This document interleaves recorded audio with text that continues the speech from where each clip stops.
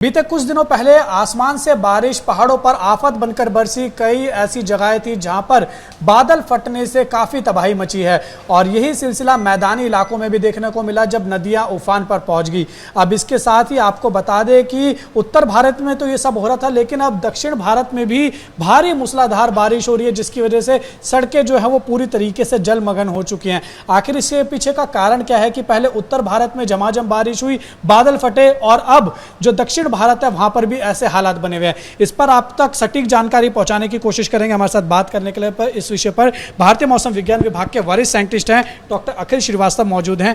अखिल जी, पहले उत्तर भारत में मैंने जैसे कहा कि पहाड़ों पर जो बारिश है वो आसमान से आफत बनकर बरसी, पहाड़ों पर बादल फटे, नदियां उफान पर हुई मैदानी इलाकों पर। अब वही सिलसिला दक्षिण भारत में भी देखने को मिल रहा है। दक्षिण भारत के कई शहरों में जो पानी है वो लबालब भर चुका है, सड़कें पूरी जलमग्न हो चुकी हैं। इसके पीछे का क्या कारण मान रहे हैं?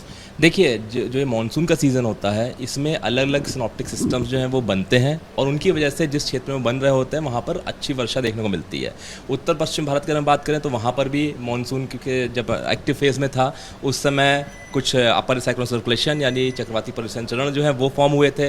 इसके साथ साथ वेस्टर्न डिस्टर्बेंस के साथ में इनका इंटरेक्शन भी चल रहा था। लो प्रेशर एरियाज़ जो बने हमारे बंगाल की खाड़ी में, उनका मूवमेंट भी इस ढंग से हो रहा हुआ कि वो उन्होंने अच्छी वर्षा दी central India, north west India में।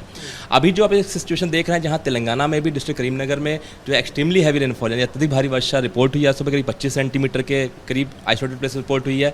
उसमें भी क्या था कि एक अपर एक साइक्लोनिक सर्कुलेशन यानी कि एक चक्रवाती परिसंचरण जो है वो बना हुआ था। और इसको देखते हुए जो क्षेत्र हमारा बंगाल खाड़ी का मुख्य रूप से जो वेस्ट सेंट्रल और इसके लगा हुआ north west bay of Bengal है off south Orissa north CAP coast, वहाँ पर आज सुबह एक लो प्रेशर एरिया, एक निम्न दबाव का क्षेत्र जो है वो बन गया है।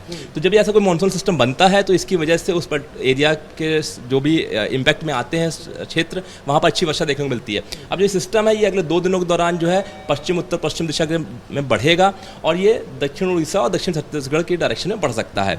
इसको देखते हुए आज भी हमारा अनुमान यही है कि जो उड़ीसा का क्षेत्र है, सीएपी यानी तटीय आंध्र प्रदेश और तेलंगाना, यहाँ पर कुछ एक स्थानों पर भारी से बहुत भारी वर्षा की चेतावनी जारी की गई है ऑरेंज अलर्ट के साथ में। सर, लेकिन इसको क्या हम क्लाइमेट चेंज मान सकते हैं कि जिस तरीके से पहले जो है उत्तरी भारत में पहाड़ी इलाकों पर बारिश हुई, नदियाँ उफान पर आई, बादल फटे, अब जो है दक्षिण भारत में ऐसी स्थिति हो रही है, इसके पीछे की क्या क्लाइमेट चेंज एक वजह हो सकती है?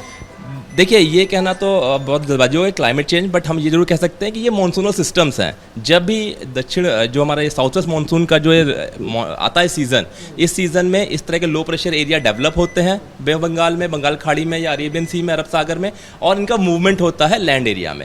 जब ये मूवमेंट करते हैं तो उस सभी क्षेत्रों में काफ़ी अच्छा मॉइस्चर का अवेलेबिलिटी बढ़ जाती है इन सिस्टम्स की वजह से, जिससे वहाँ पर काफ़ी अच्छा वर्षा देखने को मिलती है। तो ये कोई नया सिस्टम नहीं है कि ऐसा कोई नया कुछ फॉर्मेशन हो रहा हो, इस तरह के सिस्टम जो है वो पास में बनते हैं। तो यानी ये अनयूजुअल नहीं है बिल्कुल। देखिए, मानसूनल लो प्रेशर एरियाज हमारा ये एक कॉमन फीचर है मानसून सिस्टम का, जो कि वर्षा को जो हमारे लैंड एरियाज में होती है उसको काफ़ी हद तक डिस्ट्रीब्यूट करने में मदद करता है। लेकिन पूरे भारत में इस बार क्या ज़्यादा बारिश हुई है और उसके पीछे का कारण क्या है सर?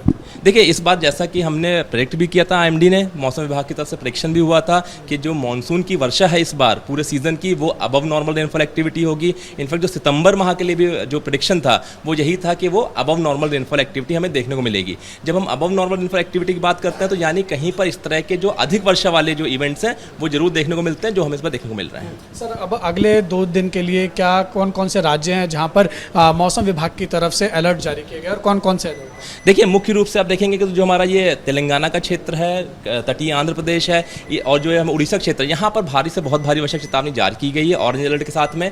इसके साथ साथ अगर हम पूर्वोत्तर भारत की बात करें तो यहाँ भी अगले 1 सप्ताह के दौरान अलग दिनों पर भारी से बहुत भारी वर्षा कुछ स्थानों पर हो सकती है। आज भी असम, मेघालय, नागालैंड, मणिपुर, मिजोरम, त्रिपुरा में ऑरेंज अलर्ट जारी किया गया है। इसके साथ एक पश्चिमी विक्षोभ वेस्टर्न डिस्टर्बेंस जो है वो नॉर्थ वेस्ट इंडिया में, हिमाचल प्रदेश के आसपास केंद्रित है। इसकी वजह से आज उत्तराखंड में भी अगले 2 दिनों के दौरान कुछ क्षेत्रों में भारी से बहुत भारी वर्षा होने की चेतावनी ऑरेंज अलर्ट के साथ में जारी की गई है। उसके बाद के 3 दिनों में फिर हैवी रेनफॉल एक्टिविटी कुछ स्थानों पर हो सकती है। दिल्ली का क्या रहेगा सर?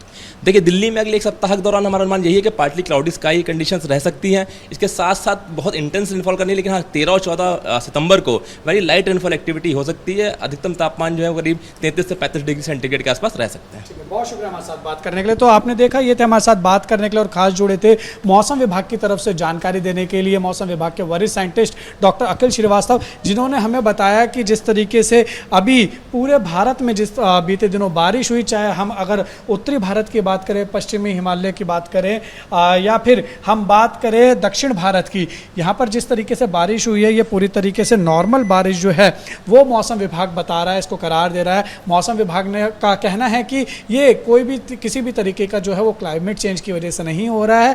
अमूमन ऐसी बारिश जो है वो जब मानसून होता है तो उस सीज़न में होती है। और मौसम विभाग ने ये भी जानकारी दी, अखिल श्रीवास्तव का कहना है कि पहले ही मौसम विभाग ने जो है इसके लिए पूर्वानुमान जता दिया था कि इस बार जो मानसून की बारिश है वो अच्छी खासी होने वाली है। इसके साथ ही आपको बता दें कि अभी भी जो है तेलंगाना और उड़ीसा के लिए अगले 2 दिन के लिए मौसम विभाग की तरफ से ऑरेंज अलर्ट जारी किया गया है। वहीं अगर आप बात करेंगे नॉर्थ ईस्ट इंडिया की, तो यहाँ पर भी नागालैंड हो गया, त्रिपुरा हो गया, मिजोरम हो गया, यहाँ पर भी जो है अगले 2 दिन अति भारी वर्षा होने की संभावना मौसम विभाग ने जताई है और यहाँ पर भी ऑरेंज अलर्ट जारी किया है। इसके साथ ही उत्तराखंड के कई जगहों पर जो है वो अति भारी वर्षा होने की संभावना और उसके लिए भी ऑरेंज अलर्ट मौसम विभाग की तरफ से जताया गया है। और दिल्ली की बात करें तो दिल्ली में मौसम जो है इसी तरीके का बना रहेगा। पार्टली जो क्लाउड हैं वो दिल्ली के आसमान में छाए रहेंगे और जो अधिकतम तापमान है वो मौसम विभाग की तरफ से कहा गया है कि 33 से 35 डिग्री सेल्सियस के बीच बना रह सकता है।